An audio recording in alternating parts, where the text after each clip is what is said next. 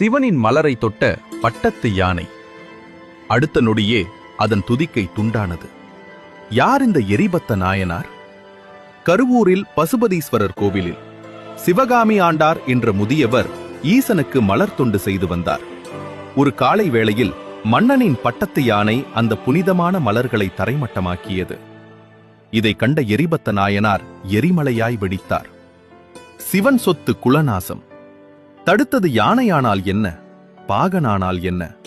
சிவ அபராதம் செய்த எவரையும் அவர் மன்னிக்கவில்லை. மன்னன் புகழ்ச்சோழன் ஓடி வருகிறார். தவறை உணர்ந்து தன் வாளை எரிபத்தரிடம் நீட்டுகிறான். சுவாமி, யானையை கொன்றது மட்டும் போதாது, என்னையும் சேர்த்து கொள்ளுங்கள். பக்தியின் உச்சம். இதை கண்டு மகிழ்ந்த சிவபெருமான் அனைவருக்கும் காட்சியளித்து அனைவரையும் உயிர்ப்பித்தார். தவறு செய்தால் தண்டனை உண்டு என வாழ்ந்த எரிபத்த நாயனார் வரலாறு இது. மறக்காம சப்ஸ்கிரைப் பண்ணிடுங்க.